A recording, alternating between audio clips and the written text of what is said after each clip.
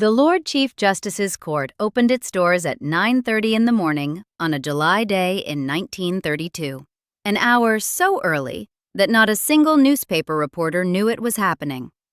The plaintiff, sitting inside, was Britain's wealthiest heiress, Lady Edwina Mountbatten, wife of Lord Louis Mountbatten, cousin of the king, goddaughter of the late King Edward VII.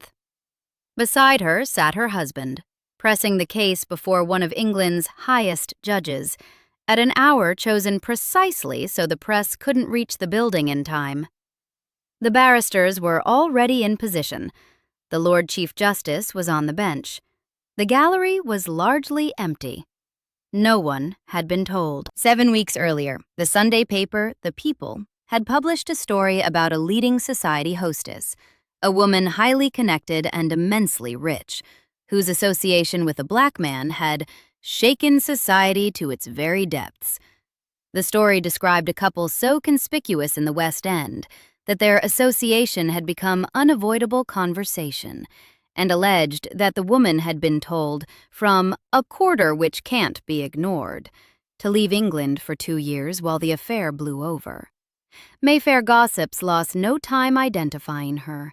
By the time the story finished its first day of circulation, everyone who mattered already knew the name being protected by newsprint discretion: Edwina Mountbatten. Cables from Buckingham Palace arrived at the Mountbatten residence in Malta in a torrent. King George V had seen the article and moved immediately. His concern wasn't principally Edwina's honor.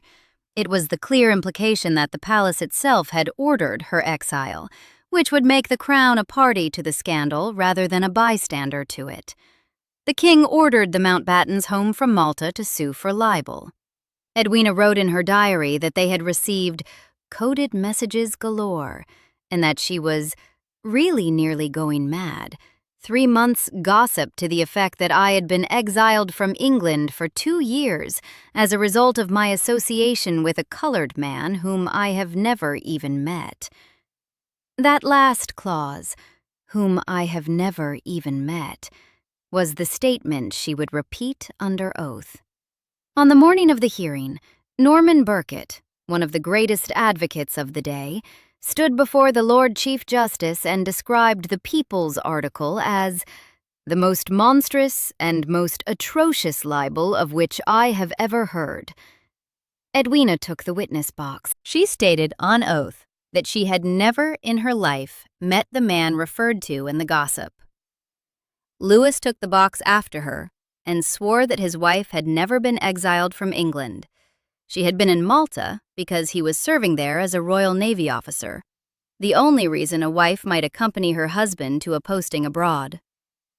Sir Patrick Hastings, representing the People, delivered what journalists present would have described as a groveling apology, genuine and deep regrets, on behalf of the newspaper's owners. The People had spent £25,000 trying to find evidence to support its story, roughly equivalent to £1.5 million today, the kind of money that might sustain a full investigative team for 2 years. They hadn't managed to produce a single viable defense. The judge awarded Edwina full costs. She pointedly declined any damages. That evening, the Mountbattens gave a celebration party at the Café de Paris. The following day, they received an invitation to lunch at Buckingham Palace. A few days after that, Edward, Prince of Wales, who had been Louis's best man at their 1922 wedding, threw them a party at York House. The People's story was substantially true, only the man was wrong. The man widely assumed to be Edwina's lover, Paul Robeson, the American singer and actor whose performances at London theaters in the early 1930s had made him one of the most recognizable black men in Britain, almost certainly wasn't him. Robeson's wife, Essie, later said Edwina was just about the one person in England we don't know.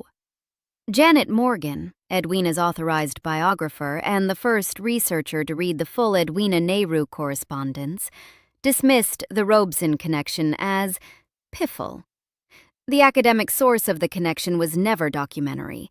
It was Mayfair rumor that happened to attach itself to the most prominent black entertainer in London at the moment the story broke. Charlotte Breese, in her biography of Leslie Hutchinson, points toward a different figure entirely. Leslie Arthur Julian Hutchinson had been born in March 1900 in Guyave, a fishing village on Grenada.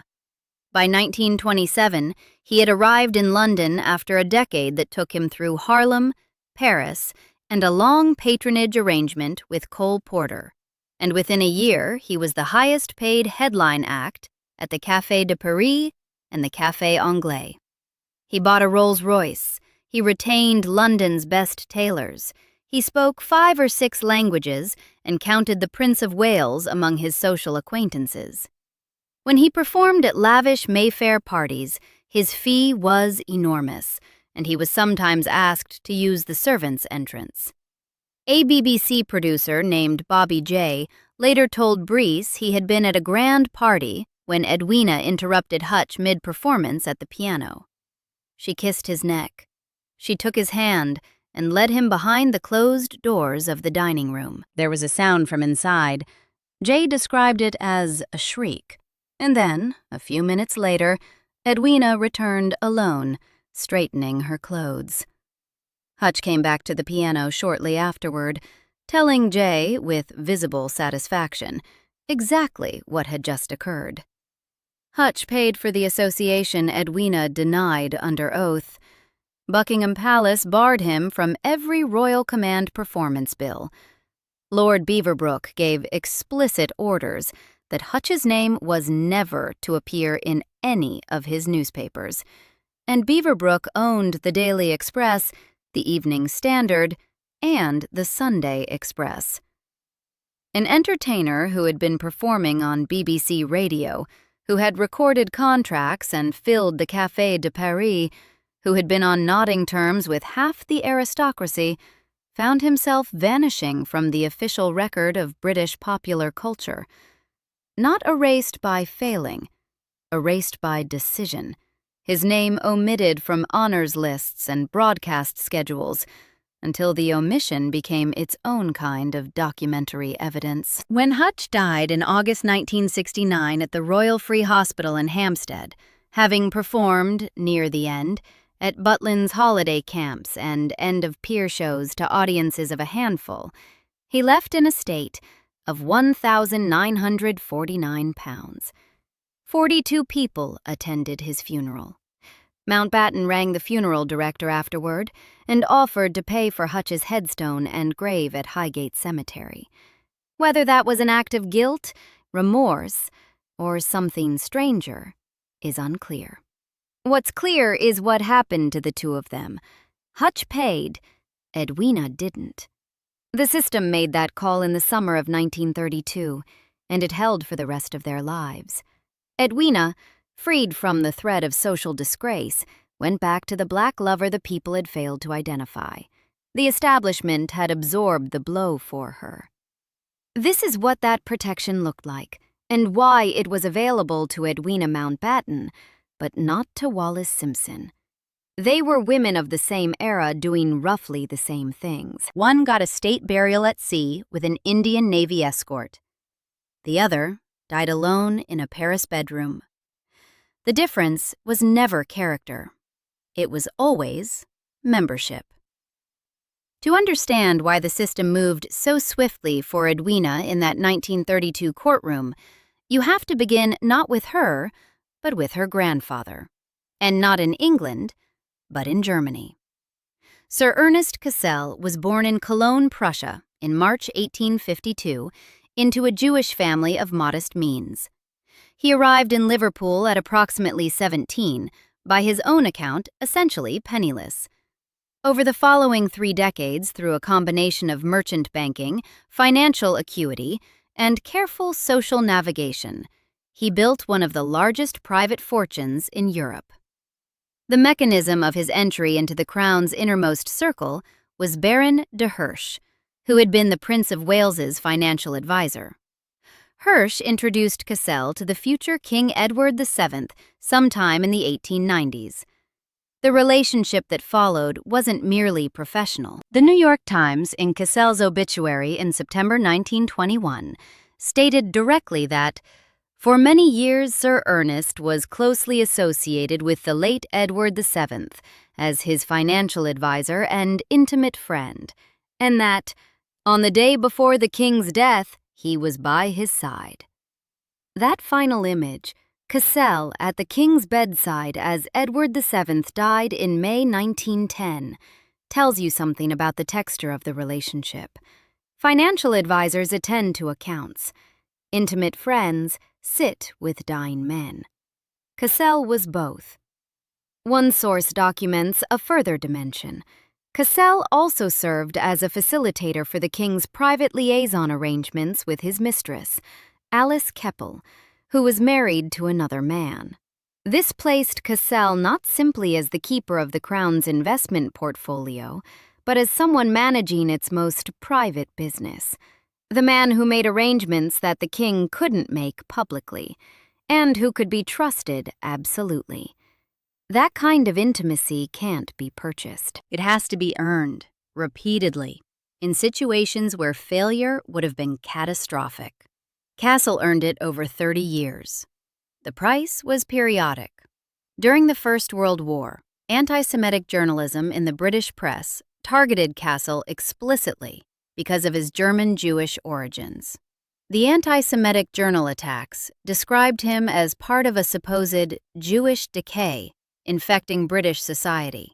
Parliamentary proceedings were brought challenging his appointment as a Privy Councillor. The establishment dismissed them. The same network Cassell had spent 3 decades building held. Cassell died on September 21, 1921. Edwina was 19 years old.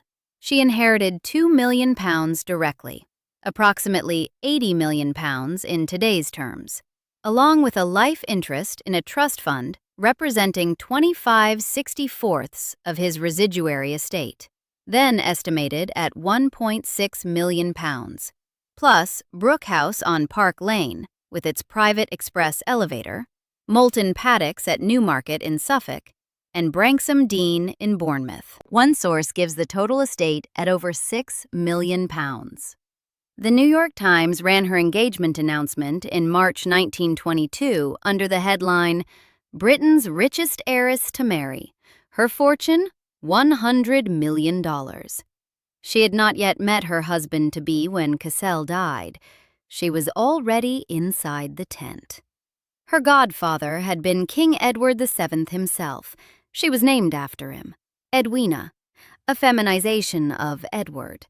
When she married Lord Louis Mountbatten on the 18th of July 1922 at St. Margaret's Church, Westminster, the guest list was a crown roll call: King George V, Queen Mary, Queen Alexandra, and the Prince of Wales, the future Edward VIII, serving as best man.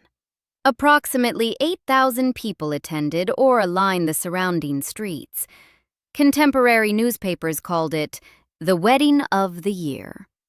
A pathé film was made. Souvenirs were manufactured.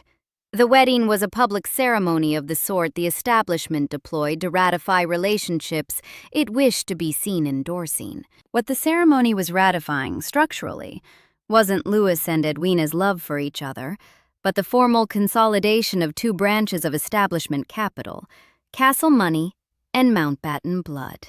Louis Mountbatten was the first cousin of King George VI, a great-grandson of Queen Victoria, and his family connections extended across every European royal house.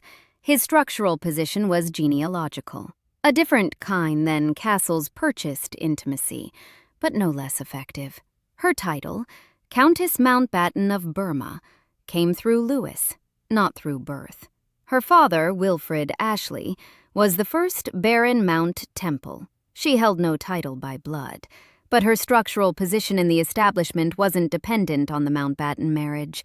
It had been assembled by Ernest Cassell across 50 years and transferred to her at 19. The marriage was a confirmation, not a creation. By the time King George V saw the People's article in 1932 and ordered the lawsuit, Edwina had been inside the establishment's protective circle for 21 years, since birth, because her godfather was the late king himself. The crown moved quickly not because it believed in her innocence, but because her disgrace would have been its own. The litigation was self-protection with her name on the paperwork.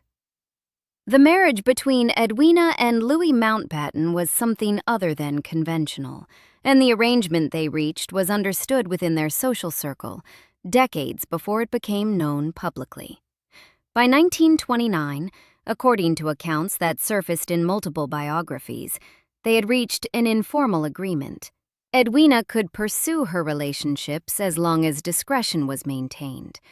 Louis eventually formalized his own side of the arrangement, taking a sustained relationship with Yola Letellier, the wife of Henri Letellier, owner of the French newspaper Le Journal. Yola was the woman Colette would later use as the inspiration for her 1944 novella, Gigi, a French social figure of considerable charm, vivacity, and independence, which perhaps explains the endurance of the attachment. Their daughter, Pamela Hicks, later wrote about first learning of her mother's infidelities. "When my father first heard that she had taken a lover, he was devastated. But eventually, using their reserves of deep mutual affection, my parents managed to negotiate a way through this crisis and found a modus vivendi." Louis himself described the whole arrangement more directly. His daughter recalled him saying, "Edwina and I spent all our married lives getting into other people's beds."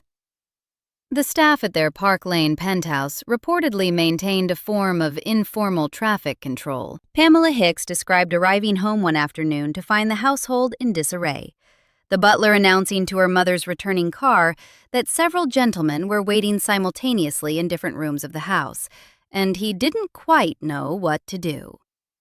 The scene has the texture of farce, but the logistics it required were real. Multiple men, managed simultaneously, each presumably told a different version of why there would be a brief wait.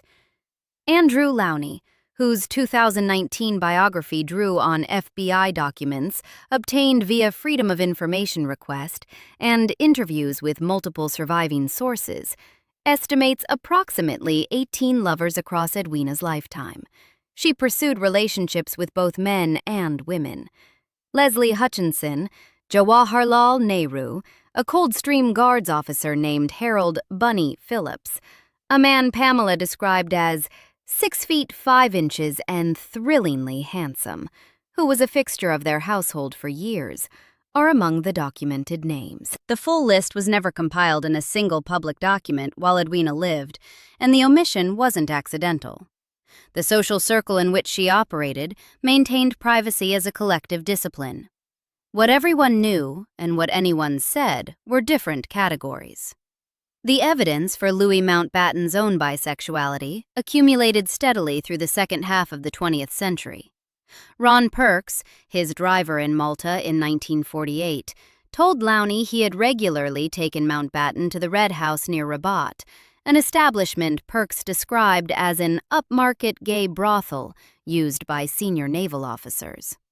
Charlotte Breeze, researching her Hutch biography, was told by multiple interview subjects that officers in Southeast Asia openly discussed affairs with Mountbatten during his time as Supreme Allied Commander. The writer Michael Thornton quoted Noel Coward, whom he knew closely for 13 years, as stating it was beyond doubt to Coward's certain knowledge that Mountbatten had had male as well as female lovers. Philip Ziegler, the official biographer who published in 1985, found no evidence of bisexuality and said so flatly.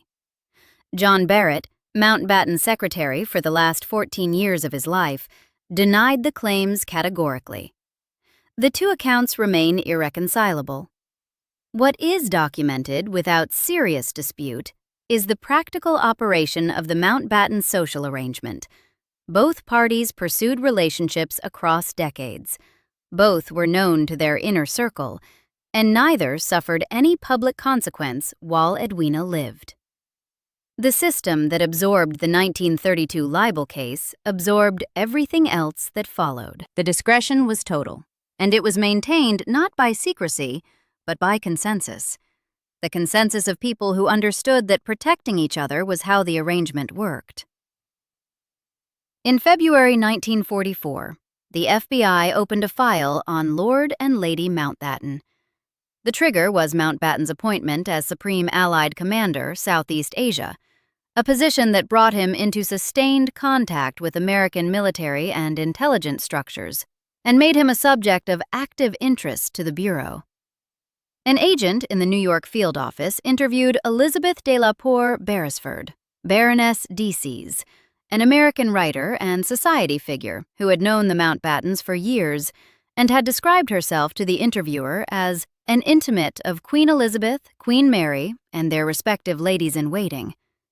During the course of the interview, which had begun for a different purpose, she offered her assessment of the Mountbattens. She described Louis as a homosexual with a perversion for young boys, and told the agent that, in the circles she moved in, the couple were considered persons of extremely low morals.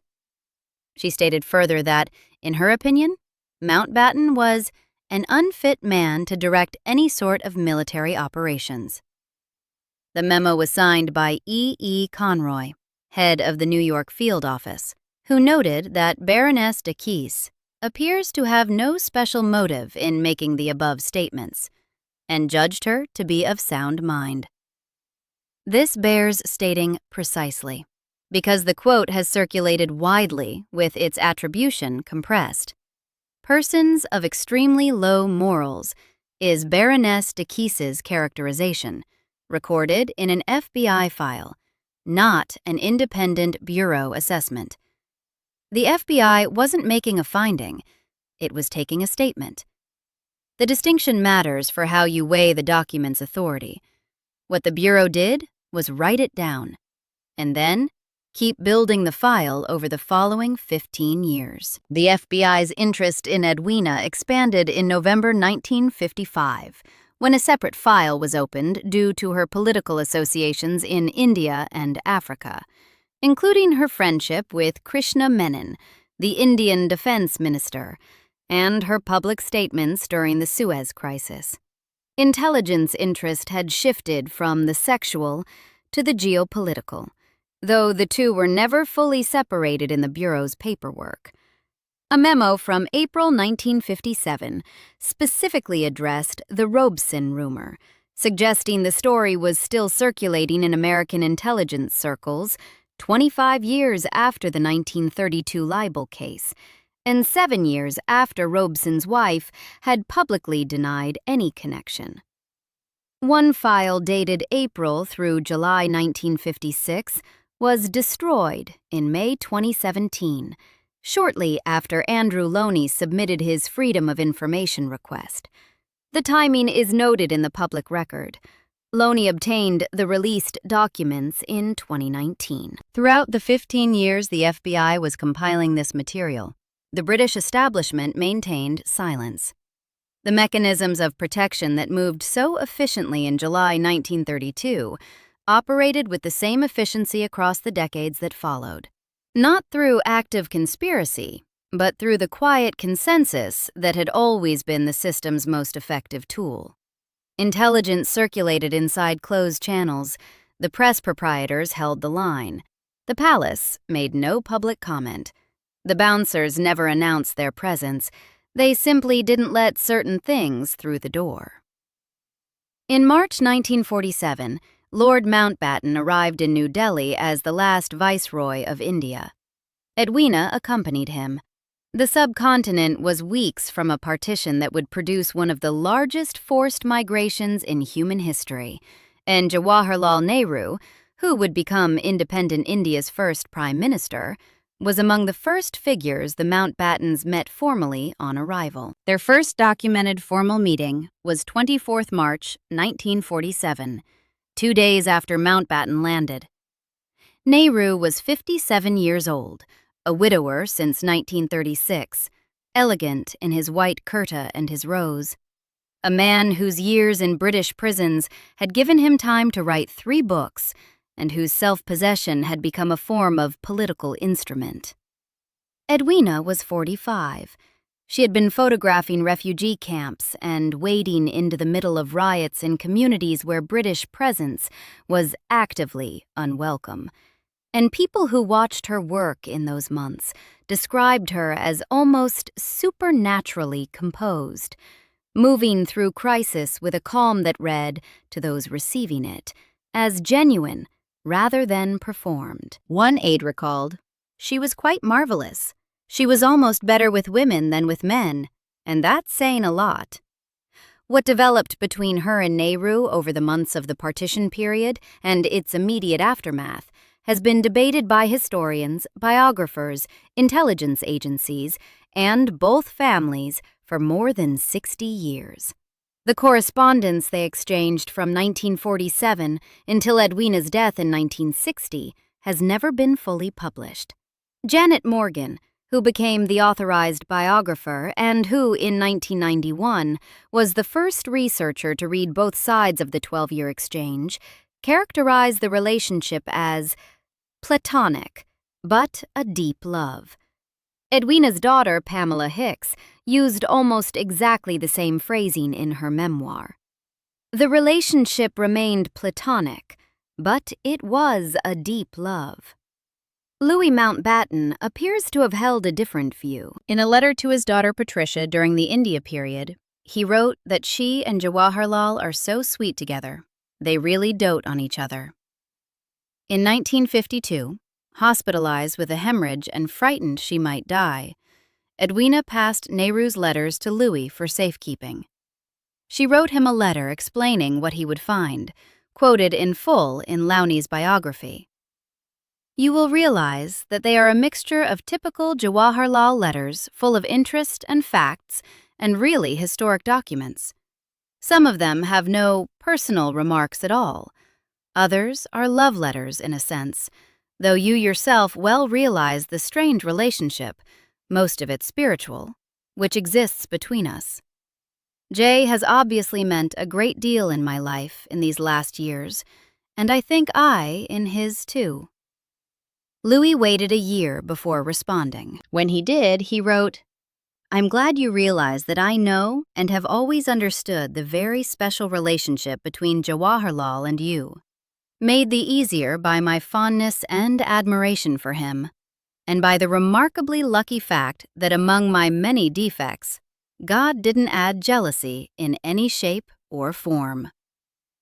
The letters themselves remain inaccessible. In 2008, Sonia Gandhi removed 51 cartons of Nehru's private papers from the Prime Minister's Museum and Library in New Delhi.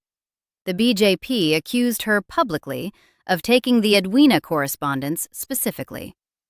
The Mountbatten side of the exchange is held under Lord Brabourne's guardianship, connected to Southampton University. The legal battle to access those materials has cost approximately £370,000 in legal fees, a figure cited by Lowney in public tribunal proceedings. A UK tribunal ruled in 2022 that the letters aren't subject to Freedom of Information requests. Governments don't spend £370,000 suppressing records of platonic friendship. At first, the letters went daily. Within a year, weekly. By 1954, fortnightly. Nehru made annual visits to London when Edwina was there. Edwina returned to India every spring, staying at the Prime Minister's residence. Richard Huff, who interviewed Edwina's sister while researching an earlier Mountbatten biography, wrote that Mountbatten himself knew that they were lovers. He was proud of the fact, unlike Edwina's sister, who deplored the relationship and hated Nehru for the rest of his life as a result. Lowney characterizes the decade after India as Edwina being caught between her husband and the man she had given her heart to. Philip Ziegler, ever the official voice, conceded in his biography that, "If there was any physical element, it can only have been of minor importance to either party," which is the authorized biography's way of acknowledging that physical possibility can't be entirely excluded while declining to endorse it. What isn't in dispute is how Nehru received the news of her death, and what he chose to do. Edwina Mountbatten died in her sleep at Jesselton, now Kota Kinabalu, in the Crown Colony of British North Borneo, on 21st February 1960. She was 58 years old, on an inspection tour for the St. John Ambulance Brigade, a role she had held since 1942, and which had taken her to prisoner of war camps, refugee lines, and disaster zones across 3 continents. The cause of death was never definitively established. She was found, according to multiple accounts, with Nehru's letters beside her. Her body was flown to London. A service was held at Romsey Abbey on 25th February 1960. Then, in accordance with her own wishes, she was buried at sea from HMS Wakeful off the coast of Portsmouth. British Pathé's camera crew filmed the funeral cortege driving to the dock. The newsreel exists. Jawaharlal Nehru, the Prime Minister of the Republic of India, dispatched the naval frigate INS Trishul to sail as escort at the burial at sea. A sitting head of government had ordered a warship, not a diplomatic cable, not a wreath, not a letter of condolence, but an active naval vessel to sail alongside the Royal Navy ship carrying the body of a foreign national. The gesture was legible to anyone watching. This was a head of state using the instruments of state to grieve a woman publicly, at a level of ceremony that exceeded any diplomatic protocol the occasion demanded. Nehru made it anyway. In public, the historian Ramachandra Guha later documented, he kept his grief hidden within himself. He issued a formal statement noting that Edwina's death has been mourned by innumerable people in many countries. Then, he sent his navy. Now, set that against Wallace Simpson. The parallel is close enough to be uncomfortable. Bessie Wallace Warfield was born in Baltimore, Maryland, on June 19, 1896. Her father died when she was a few months old. Her mother, Alice, took in lodgers and eventually found work as a country club hostess to sustain them. Wallis grew up in the orbit of wealthier relatives, learning the social codes of a class she hadn't been born into and hadn't inherited. She was clever, disciplined, and ruthlessly observant about the rules of the world she was trying to enter. She married twice before meeting Edward VIII, first to U.S. naval officer Winfield Spencer in 1916, divorcing in 1927, then to businessman Ernest Simpson in 1928, moving to London. She taught herself how to entertain on a budget that wouldn't have covered Edwina's Café de Paris tab for a single evening. By 1935, Special Branch was tapping her telephone on the orders of Prime Minister Stanley Baldwin. The reason was partly the relationship with the king, now unmistakable and public enough to be circulating in the American press, and partly the allegation documented in Special Branch reports, a concurrent affair with Guy Marcus Trundle, a married Ford car salesman. The author, Michael Bloch, in his documentation of the abdication crisis, summarizes it plainly. The Prince of Wales was conducting an affair with Wallace Simpson, but Wallis was simultaneously conducting another affair with Trundle, while still married to Ernest Simpson. 3 relationships running in parallel. The establishment knew about all of them. MI5 was listening. They didn't protect her. They monitored her. The constitutional crisis of December 1936 has sometimes been cited as the true distinction. Wallis was threatening to become queen, whereas Edwina's affairs never touched the succession. The distinction is real, but it explains the escalation, not the preceding disposition. The establishment's hostility toward Wallis preceded any formal question of marriage by years. Queen Mary refused to acknowledge her existence in correspondence. The Queen Mother maintained that refusal for the rest of her life, which extended to 2002.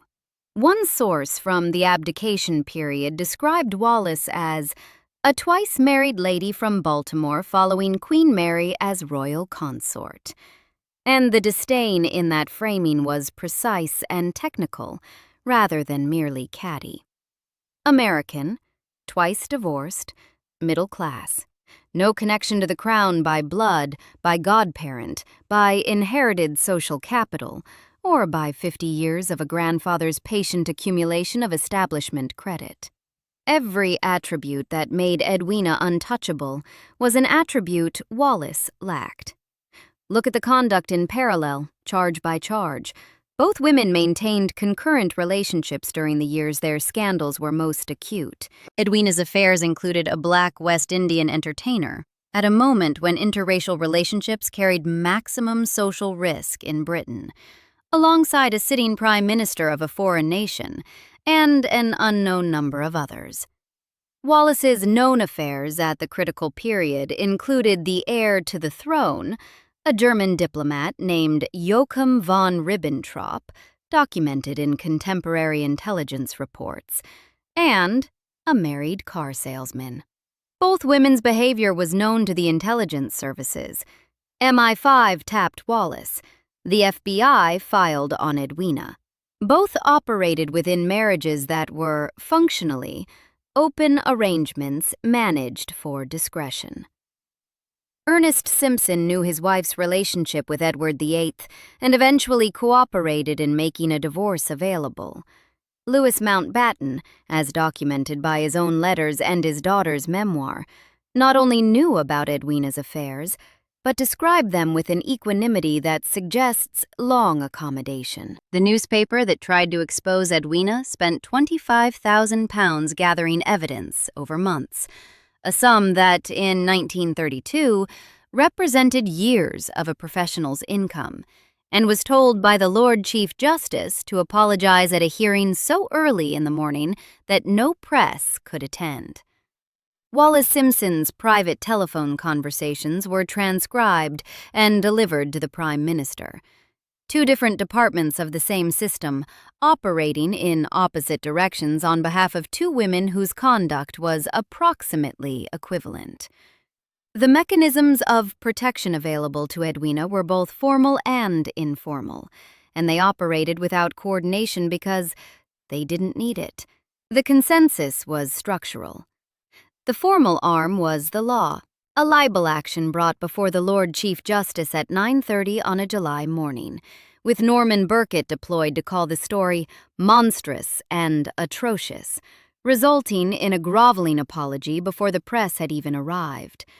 The informal arm was the proprietors. Beaverbrook's order that Hutch's name never appear in any of his papers wasn't a favor to Edwina specifically. It was the operation of the same logic that had protected every member of this network for decades. Hutch had been exposed as associated with someone the establishment was protecting. The cost fell on him. That is the arithmetic of insider protection. The benefit is absorbed by the member. The damage is transferred to whoever is adjacent, but not covered. Wallis had no claim on those mechanics.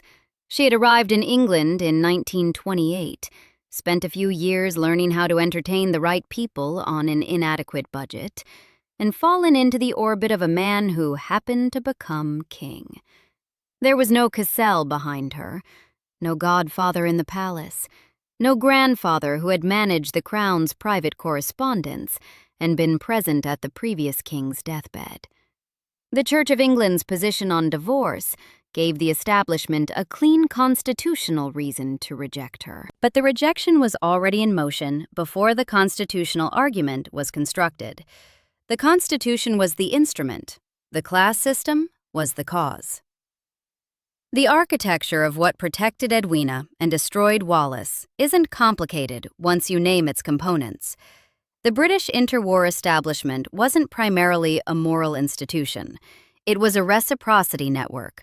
Protection flowed to those who could extend protection in return, and who had demonstrated the capacity to do so over sufficient time that the investment could be trusted.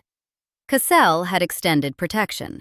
to the Crown's finances, to the Crown's private arrangements, to the whole network of people who had relied on his discretion and his access for 30 years.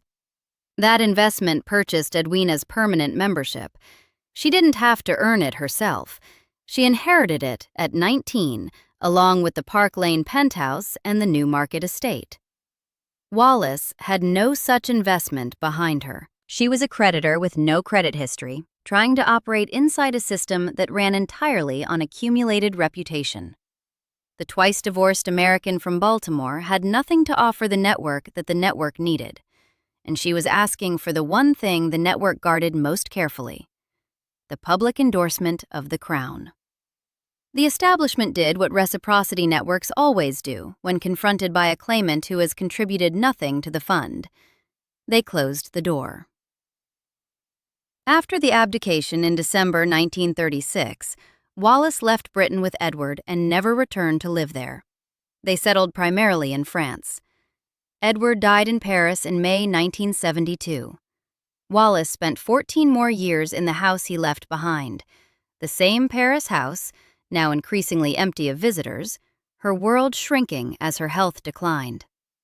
A perforated ulcer in 1975 began a decade of deterioration.